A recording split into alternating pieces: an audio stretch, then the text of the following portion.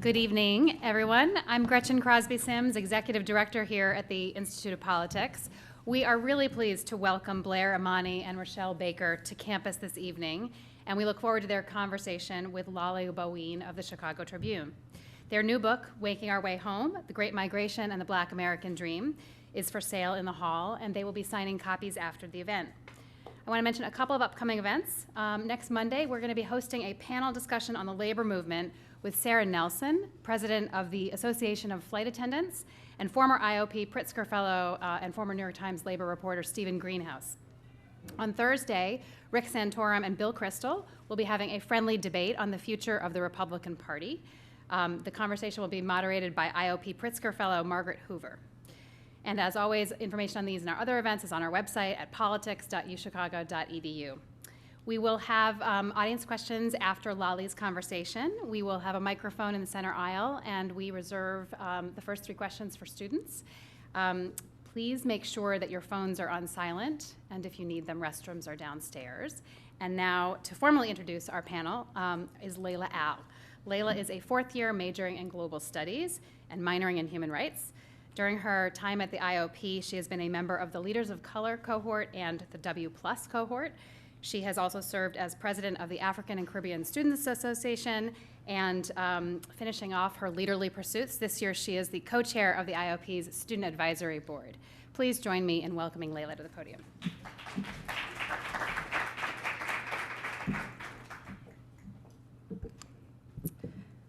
Blair Imani is a critically acclaimed historian, outspoken advocate and activist, and dynamic public speaker.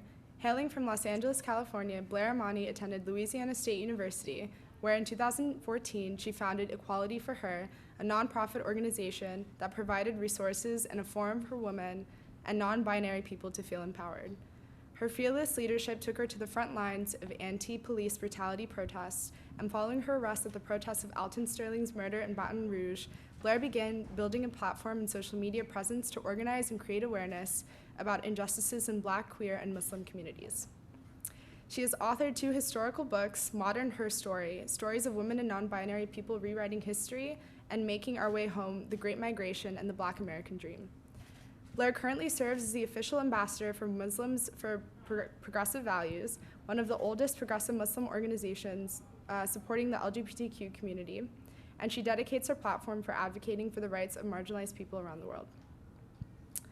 Rachelle Baker is a multidisciplinary artist from Detroit, Michigan, with a background in relief printing, screen printing, lino woodcutting, illustration, comic art, video art, and music. She is inspired by shoujo manga, anime, and comic bad girls, stoic women dancing in the backgrounds of the late 90s and 2000s R&B music videos, and the sounds cats make when they're yawning. Most importantly, in her own words, she is a Capricorn with a Scorpio moon. In her past, her work has been featured or published by the New York Times, Penguin, Random House, Michigan Radio, HarperCollins, and more. Our moderator tonight will be Lolly Bowen, a reporter and writer whose previous works have covered race, poverty, Chicago's African American community, the Obama Presidential Center, and Mayor Lori Lightfoot. She is a 2017 Nieman Fellow at Harvard University and a graduate of Howard University. She's written for The Washington Post, The Wall Street Journal, and Lenny Letter. Now please join me in welcoming Blair, Rachelle, and Lolly for our discussion on the Black American Dream.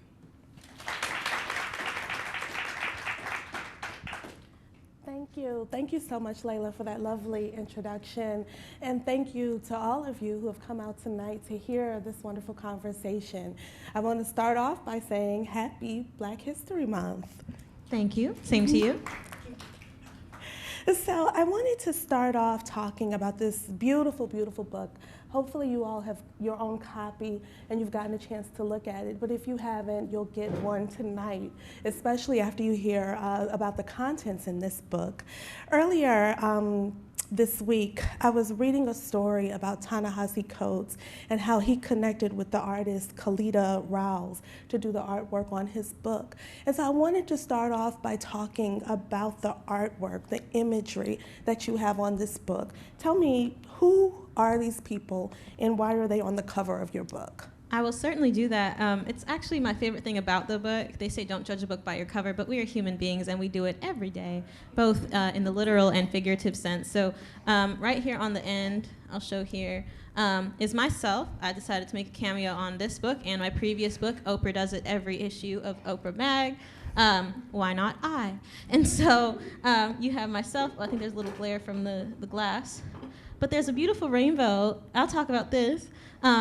One of my great uncles, Lester, was a gay black man who didn't come out until later in his life. And people sometimes talk about identity in a way, oh, he couldn't come out because, he was gay. It's not that he couldn't come out because, he was gay. He had that issue. It was because we live in a homophobic society that he couldn't come out. He knew exactly who he was, but he wasn't able to assert that because of the repercussions it would present for his life. So next to Uncle Lester, we have a partner. They're holding hands. They're coupled. And we gave him the partner that he might have been able to have at that age in the 1940s had we had a more compassionate and understanding world. That's my favorite part of this book, or the cover particularly, because I know there will be people who pick up this book because it's in the Black History, section of a different, library or bookstore, and they're not necessarily hip to the fact that there's a gay couple. Yet, when I showed my brother this book, who's a gay black man, he was like, oh, there's a gay couple on the book. Because oftentimes we see the representation that we need the most, and that's exciting. I just wanted to talk about it because there's like a little rainbow, and I was like, look at that. Clearly the Spirit's calling me to speak about this. And so myself, my partner Akeem, which is a big deal, my partner Akeem is much shyer about the limelight than I am, is an understatement. And so I was very excited when he allowed me to include his likeness on the front cover. And then in the center, the two people, in addition to Uncle Lester, who were in the original photograph, which was taken in 1945, my great aunt Carmen and my great uncle Clarence, and they stayed together, till my great aunt had passed, and then Clarence had passed. But they had a very interesting migration where their families had come to Harlem, and they were in Harlem, and then they eventually migrated over to the West Coast, and they lived in Pasadena, and now they live in Oakland, or they lived in Oakland. They're both passed now. But this was cute because basically I had walked in, and it was about a month past the deadline for me picking a cover so Rachelle could draw it. She was very patient with me, but the subtweets were there. And I'm kidding. No, she's very polite. And I had walked into my uncle's home, and I saw all of these images, and I was like, that's it, that's the cover. And so I sent a picture over, and it was landscape. It was very difficult to kind of turn it into, you can speak about what it was like to draw the buildings. Hard. I mean, it was such a powerful picture by itself. Very fancy people walking down a street, and it's like, okay, how do we, make this a scene? Mm-hmm. How do we fit something that looks as cool as they do in the background? So that was the hardest part, and also backgrounds are not my favorite thing to draw. but you crushed it. I think the color harmony really came together in a beautiful way. And then it's also fun, like there's hijabi representation. And then I ended up, for the promotion of the book, did a little cosplay of myself on the cover and scrambled to find an outfit because Rachelle had just drawn whatever outfit. Luckily, I was able to find it. It's on my Instagram. And I still haven't gotten Akeem to be able to do a photo shoot with me, but inshallah, one day. Mm-hmm. So tell me a little bit about, one, why you wanted an illustrated book, and how did you meet Rachelle? How did you form a chemistry and decide this is who you wanted to illustrate this book? So I knew that I wanted regional diversity. I'm from Los Angeles, and I know that sometimes conversations about migration can be concentrated on the coast. Mm-hmm. Conversations about everything can be concentrated on the coast, and because the Midwest, and Detroit in particular, is such an important part of the story, that was also a plus that Rachelle's from Detroit. And so I basically had put my feelers out, reached out to a bunch of different people who, trying to find folks who might not be already in the illustrator circuit, which is, like most things in the publishing industry, overwhelmingly white, overwhelmingly privileged, and because of that, sometimes we don't get a lot of diversity in what the images actually look like. So I wanted somebody who could draw people from the community because she also came from the community. And so Rachelle had done a a Black girl zodiac calendar that I thought was really cool, really innovative, but also like the photorealistic style mixed with these textures and really feeling like she drew it with pencil, but they're all digital illustrations was really cool. And so I reached out via email and I was like, please, please, please, please, please send. And it was very formal. And Rachelle was like, cool, yeah. And like she responded so quickly and I was like, great, awesome, let's get on the phone. Because, you know, as much as social media and like messaging can be a great way to kind of gauge people's interest or whatever, work with them, organize with them, I feel like it's good to, especially since we were going to be working together for at least a year or more on it, then I should get to know you. And yeah, how did you feel about me reaching out? Well, I previously worked at a comic book store, so I was always around books. And really wanted to like not be working in retail and be working on something that I really felt passionate about, which is drawing, illustration, and comics and graphic novels and editorial work. And when Blair, I'd had friends who were kind of like trying to push me in that direction and like, I know that you're not having a great time, so you should do what you want to do. And then you just so happen to like hit me up on Twitter and then send me an email, and I'm like, whoa. That's right. I sent you the email and then you didn't respond, and I was like, Twitter, I will reach out on Twitter. And then you responded. Yeah. Yeah, so I was really pumped. I don't know.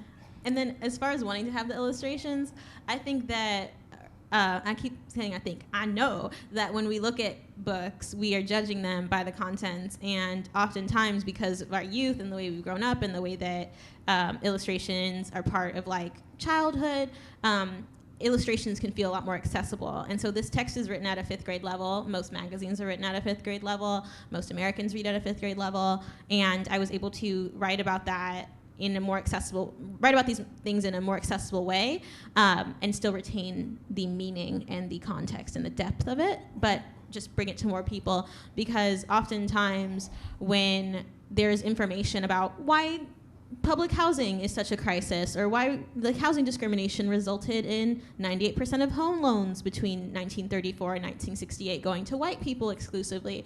That information is sometimes out of reach until post-grad, and you're unlikely to get to post-grad if you live in the system that resulted in those terrible figures. And so the people who need that information the most, who are kept from it the most. So that was important. And I also think it's fun because people, you know, like folks have been picking this up for like young people in their lives, which is great.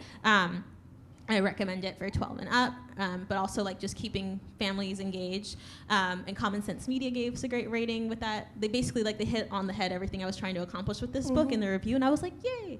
And so as people have been buying it for like young folks in their lives, they're reading it and they're like, oh wait, I definitely misjudged this book. I'm learning a lot, and I think that's important because more people need to know about fundamental things like the Great Migration. It completely shaped the cultural landscape of the United States, policy landscape of the United States, current conditions, and yet it does not appear in standard texts for American history courses, and that's frustrating to me. So this was my solution to that. And I just keep thinking of like a grandmother who might pick this up, especially like this vision in my mind. And I know it's true because I've like spoken to people who have been in this context, a white grandmother who picks up the book for her biracial nieces, and it being something that really speaks to them in a way that, you know, talks about colorism and talks about homophobia and ableism and just so many things that that young people aren't expected to engage with and that we're forced to unlearn in adulthood. And so why not learn it the correct way the first time instead of having to unlearn it later on? So you thought a lot about audience when you were putting this book together.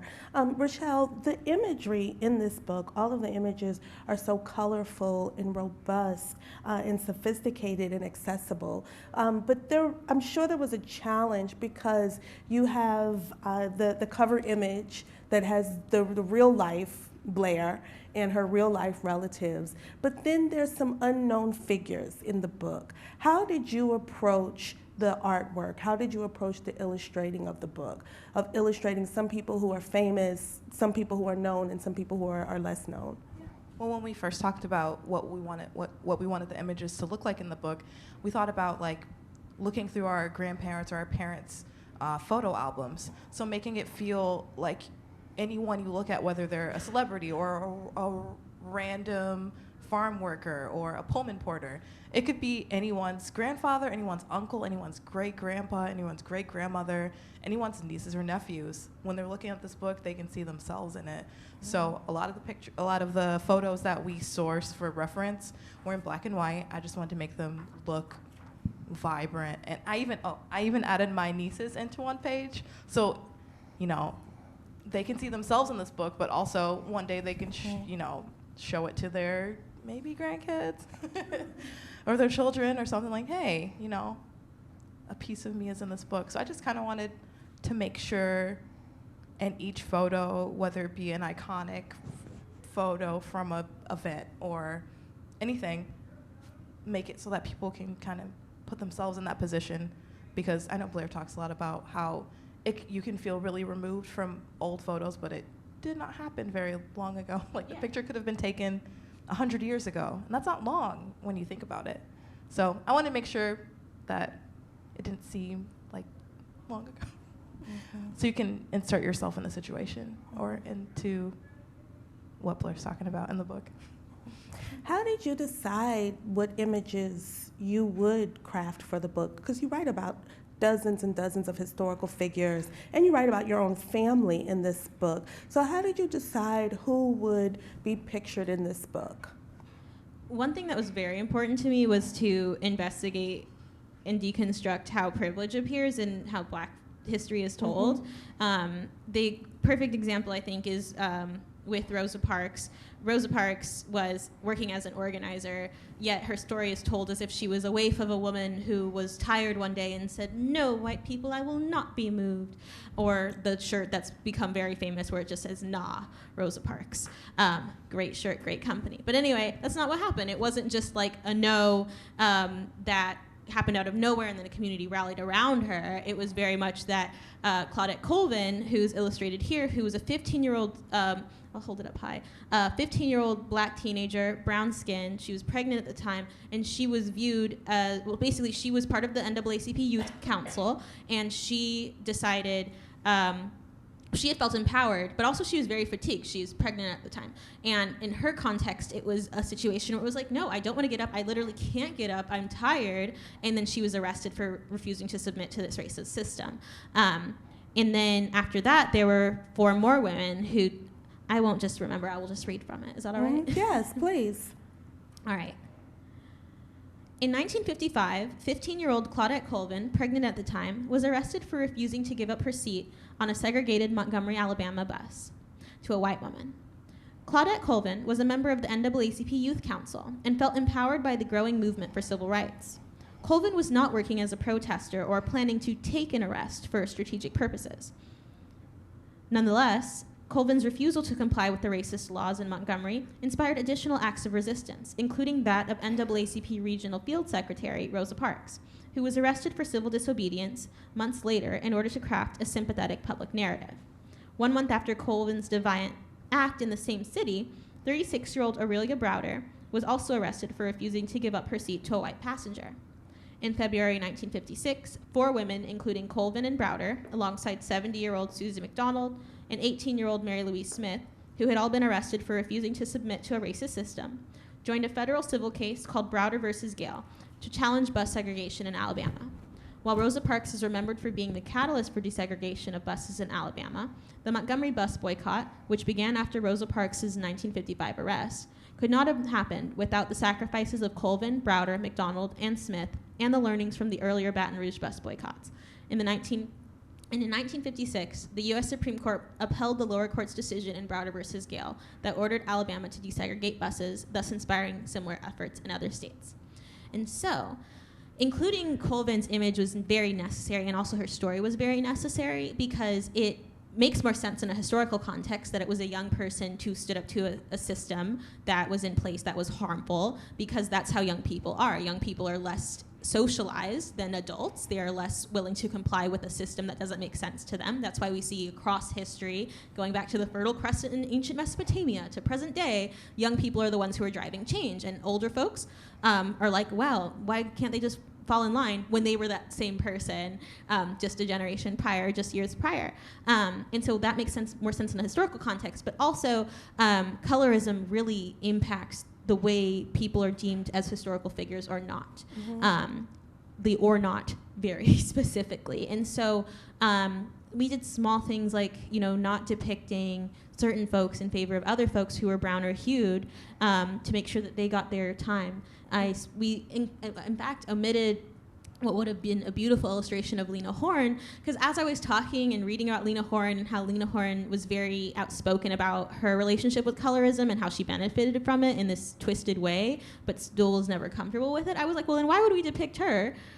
To why would we repeat that system? Let's show someone else instead. So we drew, you drew Sidney Poitier on the cover of Ebony instead. And we spoke about how Sidney Poitier wasn't considered a sex symbol, but Harry Belafonte was, largely because of colorism and also the opportunities that were extended to the two men. So colorism was a big part. And then on the front covers, save for the second chapter, most of the people on the front covers of the different chapters are everyday people, because that's who made history and that's who participated in the Great Migration. It wasn't just people who were considered to be anointed by God and brought us to the mountaintop. It was people who were sacrificing their everyday commutes, for example, to desegregate buses, not just folks who were depicted in the media. And so you were very deliberate to have images of people who are not normally mainstream when we think of the era of the Great Migration, of the Civil Rights Movement, up until present, right? People who are everyday images, so that you can see a little bit of a reflection of your neighbors, of the people that you work with, versus those iconic images, as you say, of Rosa Parks. You have an image of Claudette Colvin. I want to talk about the migration story itself, right? Because you write about African Americans leaving the South, but you have your own migration story, and so do you, Rachelle, and so do I, as a matter of fact. So, Rachelle, what is your family's migration story? I don't know a ton about my family or about their migration story, but I know that on my mom's side, her father's family's from Missouri, like East St. Louis, which is technically Illinois, came here for work, essentially. And then on her mother's side, her mother's 13 siblings and their parents moved to Detroit from Mississippi to work at Ford, Chrysler, GM, I guess the big three, just for jobs. A few of them enlisted in the Army. So they moved basically from Mississippi for jobs. And you know that from your family's oral history, right? People telling you in your family that your ancestors are from Mississippi originally, and then they moved to Detroit, right? And so what about you, Blair? What is your family's migration story? How did you end up in California? So I think partially because I was that kid. It's great because now I do public speaking as a living, and my family has stopped talking about how I can never shut up, because not shutting up gets me paid, which is great. Though it's just interesting to see the shift. But anyway, so because of that, I was constantly asking questions to my family members, like, what happened about this? What happened to this? Sometimes to like their detriment. Like I recall bringing up my Uncle Vernon's time as a Black Panther over Thanksgiving, and I thought that was like so cool and glamorous, but it was very traumatic for my family because they were being surveilled, they were being harassed by police, and by, they were being threatened to move. He had to live in Jamaica for years, and I was just like, Black Panthers, awesome, talk about it. And he was like, memories, and so I think that's what's been interesting in this book, is thinking about the trauma that's connected to these stories and these moments. And with that said, I remember one evening I had stayed with my grandmother. My parents couldn't find a babysitter, and we stayed with my grandmother for like 2 nights, and we brought all of our American Girl dolls, and I was talking about Addie, and I was like telling my grandmother as if she had never heard about enslavement before. And I was like, well, Grandma, this is what happened, and da-da-da, and I was explaining it. And she was like, yeah, I know something about that. Did you know that after enslavement, this terror didn't stop? And I was like, I'm 10. I don't know anything, And so she started telling me about how her family, her father, Big Daddy, who I knew so much as Big Daddy, I didn't know his name. His name's Vernon Dunlap. I was like, are you sure? But his name's Vernon Dunlap, and he was forced to flee from Arkansas following the lynching of Willie Keys in 1936. What I had to do to find who was lynched, I knew that there was a lynching because I knew that from the oral history, but I had to go to the Equal Justice Initiative and find these records of who was lynched in the Little Rock area during 1936, because my grandmother remembers being 7 years old, but she doesn't remember the name of the person. So essentially, there was the lynching, and it was very similar to the way that police violence happens in a community, where, if someone is shot, then it is this somber atmosphere over the entire community and this kind of feeling of you're next. And particularly with lynchings, because it was extrajudicial, though police shootings are also extrajudicial, there was this particular feeling of what do we do now? And so my big daddy, my great grandfather, he went to work the next day, and that was a big no-no. That was not something you did. It was just not done. It was kind of one of those social contracts of white supremacy and Jim Crow and racism. But he had a family to provide for. He had just had another daughter, and he had to provide for the family, and he was sick of it. And my family would always say that I reminded them of him, and it was kind of this like backhanded compliment, because I could be very foolish in the way I was doing my organizing, very reckless. And so he was spotted going to work, and his employer was a white man, got word that he was going to be killed next, and he had to leave that evening. And the house was firebombed. I didn't include that in the book, but the house was firebombed, and my grandmother, my great-grandmother, all of the siblings, they had to move to different families. They had to get out of the house and basically flee at night. And my great-grandfather took his employer's car and just, booked it west.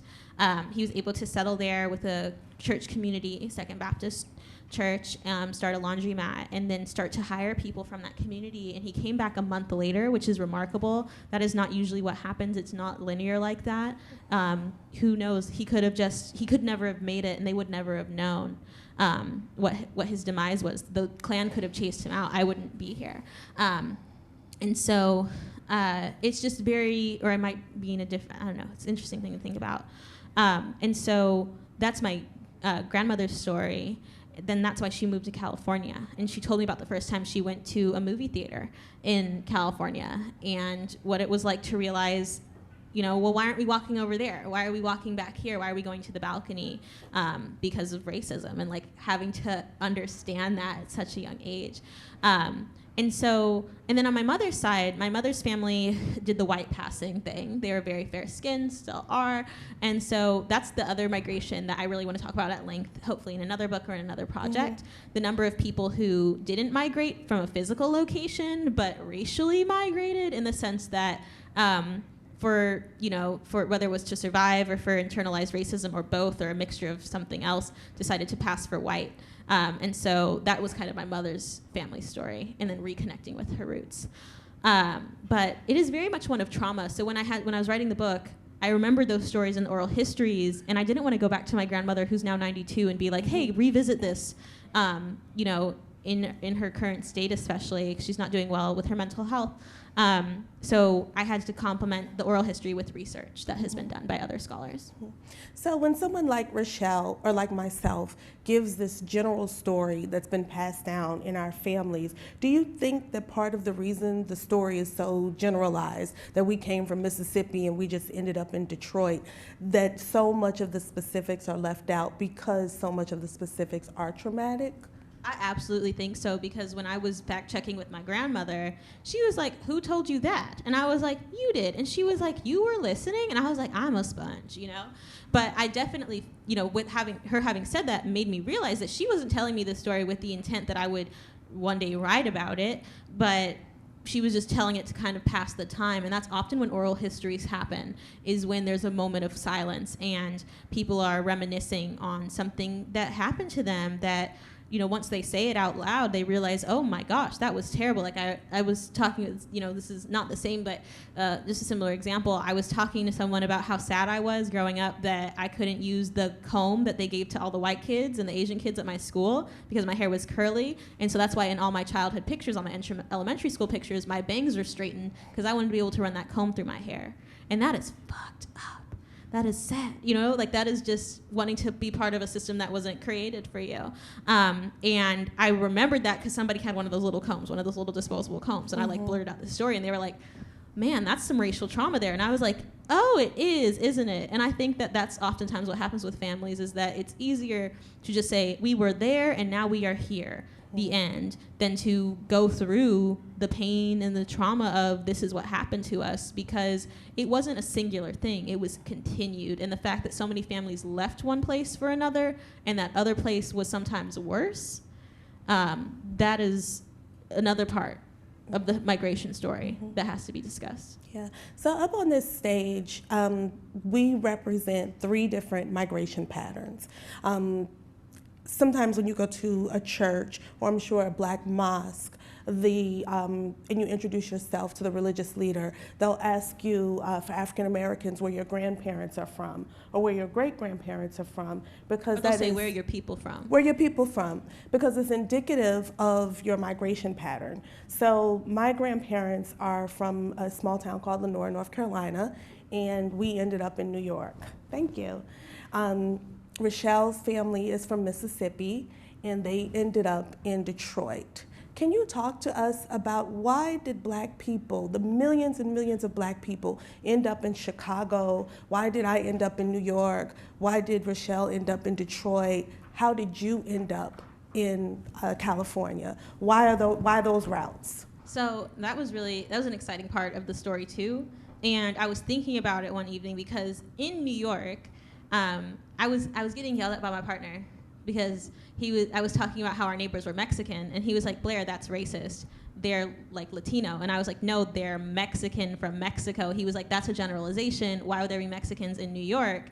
And I was like, well, let me figure that out. So I did that figuring out because I'm a Scorpio.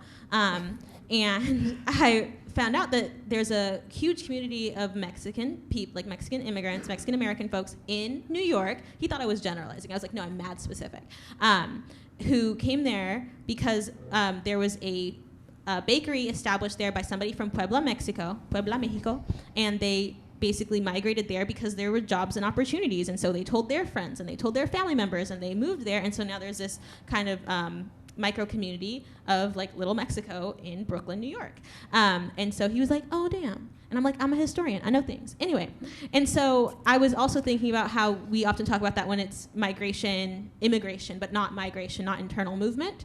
Yet we see basically a line between Mississippi, Chicago, Mississippi, Detroit. You have Birmingham to Philadelphia. You have like Florida to New York, the Carolinas to New York. Sometimes it was proximity, but oftentimes it was people who traveled during the first migration. So the first migration was essentially from World War I to the Great Depression, and that was 1 million black people who moved. And this was largely because of racial terror. It wasn't necessarily for jobs as much, but there were also railroad companies like the George Pullman Rail Car Company, the Pullman Porters, who had the first black labor union, by the way, created by A. Philip Randolph. And here's the illustration of the Porters. You want to hold that up? Thank you. And so the Porters oftentimes were the reason and the connective tissue between these different nexus of black communities. And so it was largely because of jobs. And so recruiters would come down, like the black folks who had made it. You know, you have kin back home. Sometimes they would go back for the summer because it would be, or they would come back in the winter, the dead of winter. It was too cold to go anywhere. They would leave during the fall, go back, especially because they wanted their kids to know their grandparents. They wanted their kids to know the people in their family who had stayed. And so they would travel in this very linear way, and the recruiters would come down and say, hey, we have housing. It was often dilapidated housing. That is what now we call ghettos. But it was a better opportunity than potentially leaving your life up to racial terror. But a lot of times, and I say this right in the introduction, that there were so many people whose stories are just as important who decided not to move because it was a situation of better the devil you know than the devil you don't. Or in other words, better to deal with the racism that I'm already familiar with than deal with some new racism in a new place. But the Porters were really influential in defining these migration paths. That's why there's so many, that's why there's still what remains of the displaced black middle class and wealthier folks who live in Oakland, because that was the end of the Porter line. And those people were the fathers of the people who became the Black Panthers. And because they were able to get education, and they were able to be upwardly mobile to get in touch with education, and those define the movements that still connect to today. And I think that disconnection between movement, between music like hip hop, between cultural touchstones that sometimes we look at lesser than because they are not as respectable as things like Motown or the Harlem Renaissance, that's what I also wanted to connect to the Great Migration, because they're a direct result of, not a kind of spin-off. It's because of the Great Migration that these things happen. So it was the train lines that essentially dictated when Black people were leaving parts of the South. So if my family had not been from North Carolina, we wouldn't have ended up on the East Coast. They just got on the train and followed the train line to wherever it went, right? You might have had that, but again, if you were like, say, from Houston and you ended up in New York, it was likely because somebody's uncle or somebody's grandfather was like, well, they're hiring at my factory, come up here, especially during World War II, because there were so many people, especially women at this time, who were now entering the workforce and were necessary for the labor effort, and the defense industry had been desegregated. So if it were not for the desegregation of the defense industry, I doubt we would have seen such a large migration pattern following the Second World War. So you write about the millions and millions of Black people who left the South and settled in other cities in order to find work, in order to escape racial terror, in order to escape inequality and prejudice. Were the white Southerners accepting this mass movement? Did they just receive it easily? The white Southerners were jumping for joy. They were like, good, we didn't want y'all here in the first place, even though we forcibly brought you here from Africa. But the Northerners, on the other hand, that was another place of racial terror. I say in the book that so many Southerners, Black Southerners, left the rich soil of the South for the hardened asphalt and concrete streets of the North, and it was not a warm bosom that they were coming into an embrace of. The figures in Detroit are particularly stark, where you had a population of 6,000 Black people in, I think, 1910, and then in 1930, it was 120,000. And so it was this feeling of, just like today, they're taking our jobs, we're being invaded, we're being infested, these words that connect to vermin and to dehumanization that we see today with present-day immigrants from other countries, particularly South America, Central and South America, are not being looked down on the same way that Canadian immigrants might be looked at. Although I don't know why you would leave Canada and their great healthcare. Anyway, so there was race riots, and race riot is a very archaic term, but it's a term that more people are familiar with. Racial massacre is much more apt because a riot implies that it was a resistance to something unjust, or a two-way interaction, instead of it being literally a massacre. That happened in Greenwood, Tulsa, Oklahoma. It happened in East St. Louis, Illinois, in Detroit, Los Angeles, the Zoot Suit riots, which wasn't just a bunch of edgy people in zoot suits with their cigars. It was white people being furious and using, weaponry. It was domestic terror. And in some cases, like in Greenwood, it was essentially co-signed by the United States government because there were no provisions made or protections made to the survivors. And the Red Cross was one of the few organizations that provided aid to the people there. But then the next year after the Tulsa massacre, the Klan walked through the streets in full regalia. And that sentiment of this is a space for white people resulted in the White Citizens Council, resulted in redlining, Levittown leases saying things like these houses shall not be occupied by anyone but members of the Caucasian race. It became more systematized, but the violence was just as prevalent. And I think that absent those very pointed distinctions and just making it defined and very clear, it becomes bewildering for your average American to understand why the conditions are as they are for Black Americans. If you don't have that context, currently it just seems like, well, we were doing fine. Were y'all sitting on your hands? Like when I said the figure about between 1934 and 1968, 98% of home loans went to white people, one woman said, why weren't Black people applying for home loans? And I very professionally said, my apologies, let me clarify, we were, but because of racism and segregation and redlining, we were unable to secure the home loans. And she was like, oh, okay, that makes sense. And I was like, great. But from her context, and she was an older woman, she did feel that for her it was fine because she lived in a completely separate America than the America that my 92-year-old grandmother lived in. Yeah. So essentially, millions of black people left the South. They fled a prejudice. They fled a systemic racism there. They fled Also, climate violence. change with the Dust Bowl. Yes. And they arrived in cities like Detroit, like New York, like Chicago, and then were not welcome. We're faced with a new form of discrimination.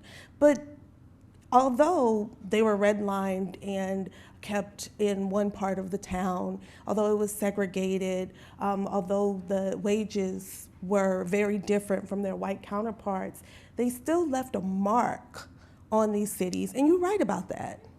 Tell us about some of the... So a great example is Harlem, where Harlem was it was basically land that nobody wanted. And then the New York Times wrote about, I think it was like in 1922 or something, there was a real estate race war sparks off in Harlem. And you have to read it in that voice because that's the voice that everyone had. And it's very interesting to see now how it's essentially that black people lived in the urban centers near the factories, near the jobs, because that was undesirable. And then white folks had the urban sprawl and created suburbs. And now we're seeing the reverse, where people want to be closer to their commutes. And so we're seeing gentrification or neocolonialism or displacement, using different terms that scholars have used to define it. And so there's this urban sprawl, and then you return, and then some of your research, then you have those families who are like, well, let's return to where our roots were. Let's go back to Mississippi. Let's go back to Atlanta. Let's go back to South Carolina in the present day. And so,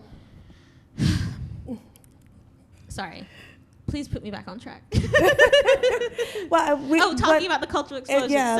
Sorry. The way that the African Americans, like in Chicago, created the blues and blues districts and movie theaters and contributed culturally to the rhythm of the city, right? Yeah. So in Detroit, I have the redlining map, and as black people were living in these dilapidated conditions, or often in public housing, Motown was being created, and it was from this feeling of disenfranchisement where Berry Gordy was like, I'm not seeing any of the benefits of me creating these songs, writing these lyrics, doing the background music. Why don't we create our own industry? And that's a conversation that people like Jay-Z, other different like hip-hop artists, sometimes talk about as being a new thing, but it is very old. It is older than the Harlem Renaissance. It goes way back. But it is very connected because we see hip-hop artists today talking about, I grew up in the projects and now I've made it to Calabasas. But Diana Ross grew up in the housing projects in Detroit, and so did so many of the other Motown artists, and so it is very connected. But we put the Motown artists as a community, as a society, on a higher level because, one, we like to historicize things and make it seem like it was better before, and that's the whole like Make America Great Again nonsense. But then also because hip-hop is viewed as being something of poverty or being something of a lesser culture or a lesser cultural expression. It's not placed in the same way. However, hip-hop wouldn't have been created, just like Motown wouldn't have been created, without this concentration of the black community and people coming together from different cultural contexts. That's not to say that like if it weren't for public housing, we wouldn't have had hip-hop. That's ridiculous. It is to say that black people and people of color, Latino folks who came from these different communities, created something out of nothing. And that has been very characteristic of the black community because after enslavement, we were not suddenly bestowed with our own land and our own programs and our own literacy initiatives. It was community-created initiatives, people fighting tooth and nail, people using their privilege to establish and create programs. And so those things are very important because the free breakfast program that the Black Panthers created, that's something that is a staple of American policy. Yet it wouldn't have been created without the necessity and the organizing of young people during the Black Panther Party. Why? Because they weren't being their needs weren't being addressed by the system, so they created their own. Mm-hmm. And then that system became a part of the universal sort of American narrative, right? And then it became erased from any type of black organizing context. Mm-hmm. it's almost like it's been appropriated to the American narrative and then taken away from this particular narrative. So many times, Blair, when we hear the stories of immigrants, of coming from Ireland or coming from Poland or certain European countries and arriving to America and kind of starting from scratch, there's a certain nostalgia that it's conveyed with. Why is it the story of Black migration doesn't get that same rhetoric? Why doesn't it get that sort of same respect? Because you still had a group of people that were leaving a land that they were unwelcomed in and going to another land and starting anew. It's very intentional. And I speak about John Steinbeck in the book and Ken Burns and people who have been complicit in this historical erasure.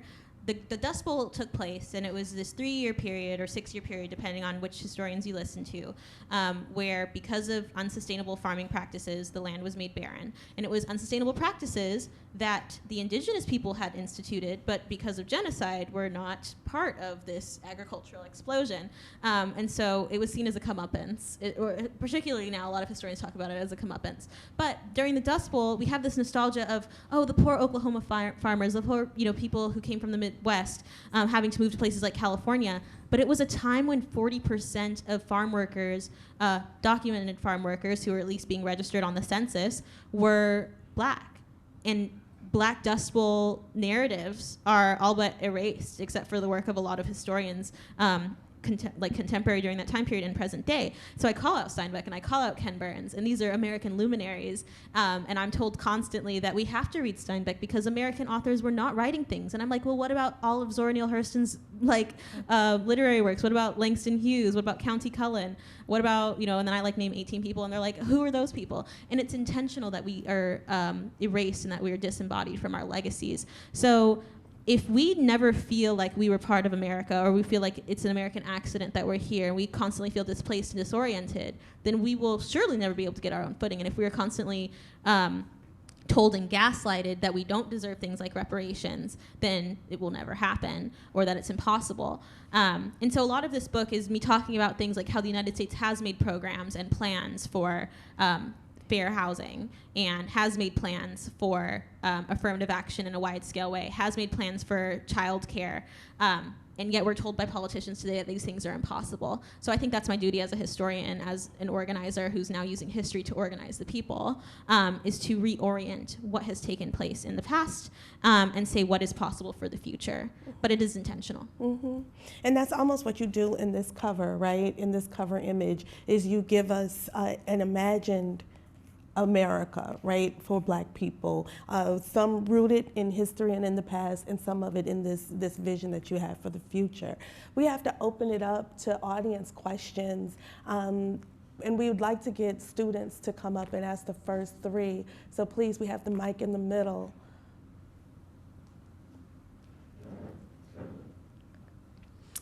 Hi, my name is Annalise, and I'm a second-year MPP student at the Harris School. And first, I want to say that you all look so fierce, and you're clearly fierce of intellect and talent as well, so thank you for coming and sharing with us tonight. It's been wonderful. I really enjoyed you speaking earlier about the women who joined Rosa Parks in the movement to refuse to be subjected to an unjust system. And I wondered if there was a story or a particular person from your book that you haven't been able to share tonight yet that you particularly like, that you'd like to highlight, that is largely overlooked. Definitely.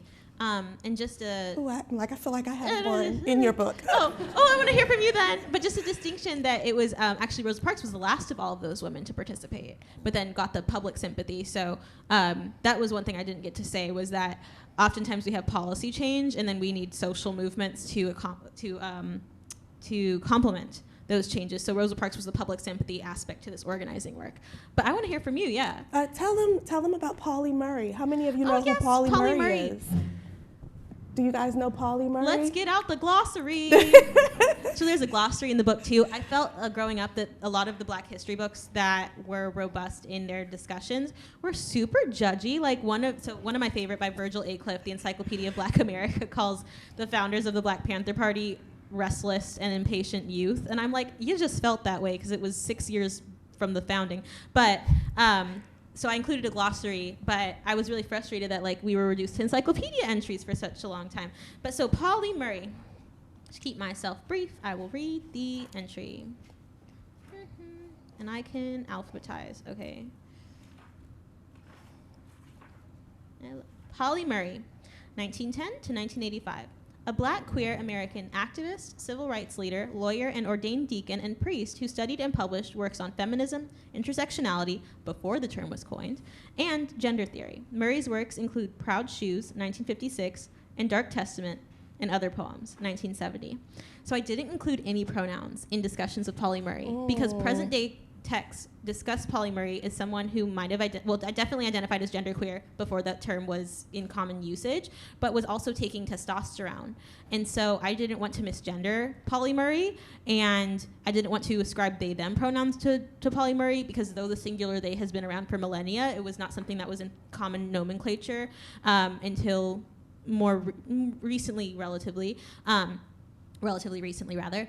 And so it's interesting because I first came to know Polly Murray as a lesbian, and then I'm seeing current texts that talk about Polly Murray as a trans man. And I think that posthumous outings are always something very difficult to wrap your arms around, because how would somebody have defined themselves? Like Lorraine Hansberry did write letters where she talked about being a queer woman, didn't use the term queer again, you know, like it was a homophile. Homophile would be the term that would be used contemporary to her. Though with Polly Murray, I was just like, well, let me just not use any gendered terms. And that was important for me to include because today we see people like Zaya Wade, who has come out, Dwayne Wade's daughter, and Gabrielle Union's daughter. And there's this conversation now of, this is a trend. Why are young people being part of this LGBT trend? And part of this book, like right there on the cover, is to say that no, black queer identity is just as much a part as blackness as it is a part of queerness. And so there's so many figures. Another person is Georgia Black. I'll just read Georgia Black's glossary entry as well. But the glossary is spicy. Y'all will enjoy it. Okay, Georgia Black, 1906 to 1951. A black American transgender woman from South Carolina. In 1951, Ebony magazine outed her on a national level and reported her story with disrespect and sensationalist overtones. In 2012, I almost said 1912. In 2012, Monica Roberts retold Black's story with the honor and dignity she deserved. Black was an active member of her church, a beloved member of the community, a mother and a wife. And so Georgia Black is someone who was denied her humanity posthumously. And so it was important for me to talk about like an everyday trans black woman who lived in Florida and had a family, and that is all, and that is revolutionary. So there's a lot of people in the book that I didn't get a chance to talk about, but y'all are just gonna have to read it. Thank you. That was a great question. Hi, my name is Alexandra, and I'm a second year in the college, and I'm from San Marino, California. And so my question is for you, Blair. That's where I'm from. So I was wondering how, for those who don't know, San Marino is a very not very racially diverse suburb and conservative suburb We're of Los Angeles. There are 2 black families in San Marino. Sorry, what's your question? Sorry. So I was wondering what was your experience growing up in San Marino, and how has that informed your role as an activist? 2 out of 10 stars. It was difficult. I mean, I talked about the comb experience when I was young. It was very difficult for sure. But for example, the John Birch Society, which was basically the genteel clan, operated in San Marino. That was the headquarters. It was also a place where my grandparents would clean on the streets in San Marino, and it's a sundown town, so by 5 p.m. they would be escorted out of the city limits, regardless of their current condition. If you had to pee, you had to be out of there, or you'd be subject to mob violence, and that was something you deserved because you violated this law. And so learning that context after the fact, growing up there, living there, made a lot more sense for why it is so restrictive as it is today. You'll have white residents of San Marino who are the children of the Folgers family or the Hines family, people who are old money, who are relatively. But people who feel like they belong there, and then it's this stigma of if you're above or below Huntington Drive, and then you'll hear some racist people call it Chan Marino because there's a large group of Asian American people who live there. I remember when the SARS virus was happening. I think I was in 2nd grade or 3rd grade, and the same racism and xenophobia is just rearing its head again with coronavirus. But it makes sense why these suburbs have, less than 1% like Black occupancy, and why, for example, like in Arcadia, in San Gabriel, in these suburbs outside of Los Angeles, why you see higher percentage of Asian American residency, because Asian Americans following Pearl Harbor were more able to assimilate into American society because they were viewed as being closer to whiteness for whatever reasons. It's all very, race is very much an invention. Mexican people used to be white until 1951. It's very random. And so it makes sense why it was like how it is. And living there presently, it still makes sense why it is how it is. But it was definitely a unique childhood, though I do credit them with like helping me become a great writer. And they had a great special ed program my younger sister participated in. But the fact that it was the headquarters of the John Birch Society makes a lot of sense why there are so few Black people, literally 2 families in the entire neighborhood. Thank you so much. Thank you. Hi, I'm Olivia, and I'm a current 4th year in the college. So a lot of our conversation so far has revolved around the intersection between like art and politics and activism and history. And I was wondering how you could speak to that kind of both from a historical perspective that we've kind of been talking about, but in the new current era with social media, because I know that a lot of your activism is over social media, and how like we can be intentional and thoughtful while we're using platforms like social media to be able to spread information, particularly related to like arts and culture and activism. Yes, all of that.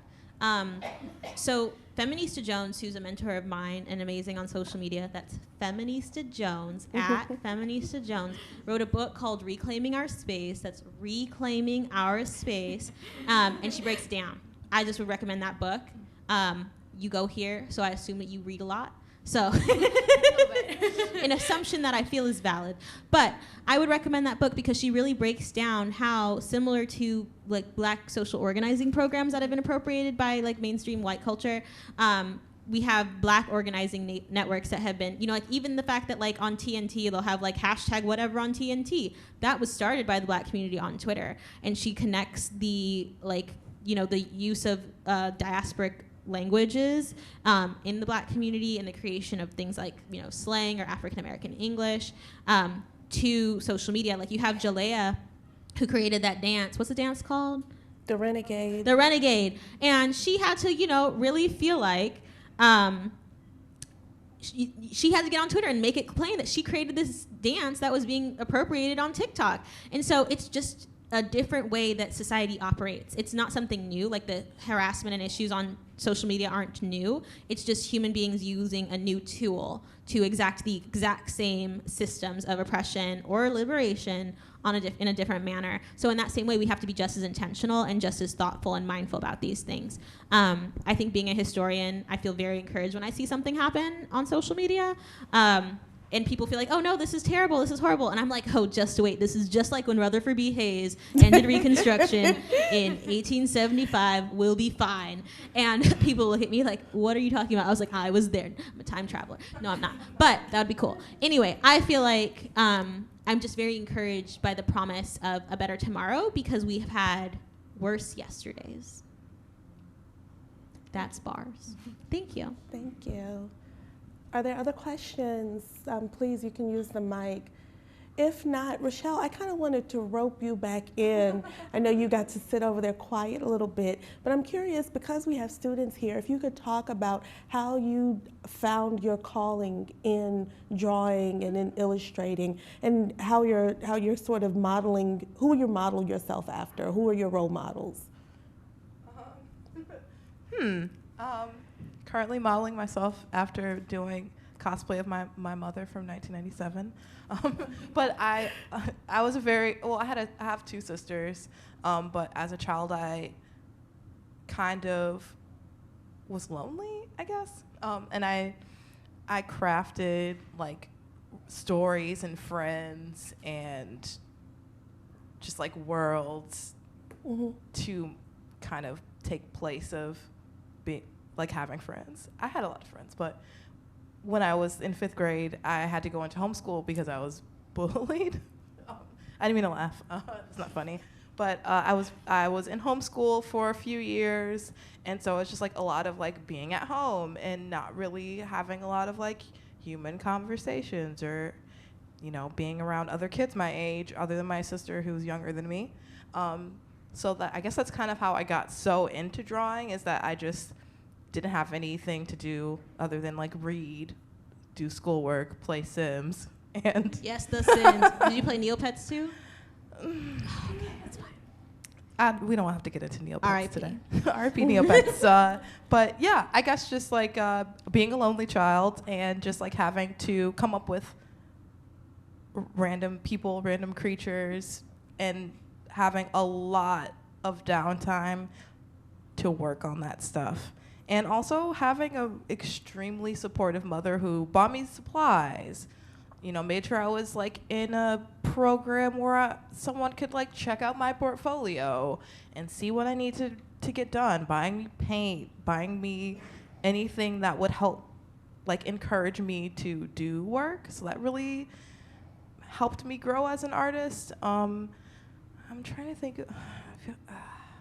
Well, last week we need a Lonely Kids fist bump first, though, Oh, yeah. because that was also a lot of my story too. Like I hung out in the library almost exclusively in middle school, and I feel like that really influenced me being a writer and like being around books and just feeling comfortable with that medium to convey stories. And I think it was too like that feeling of isolation in San Marino, California, where I did feel like an oddball and having to like craft people. Sometimes like there were no other people who looked like me in school, so I would like dream them up or like look in histories to like, oh, Angela Davis, me and Angela Davis, we ran together back in school. Not true, but in my head, yes, because like I would cling to these people like family members. I think that influenced my trajectory as well. Well, I'm glad that both of you have found your path, and I'm so glad that you were able to share your stories today and teach more about the Black migration. Thank you all for coming. Blair is going to sign books afterward at the table in the back. As you can tell from her conversation and how steeped her conversation is in history and historical scholarship, this book approaches so many topics and just is so rich with stories and important information. So it is such a vital read for you to have. So thank you for Thank you. And just quickly, I will also say that I spent all day today at the Illinois for Warren campaign office. However, this is a 501c3 institution, and partisan stuff is not allowed. So outside of the door directly, there will be organizers from Illinois for Warren campaign office, which you might just pass by and perhaps volunteer to perhaps canvass. Perhaps. I'm not pushing anyone toward any candidate. Yay. The end. Thank you all. Thank you.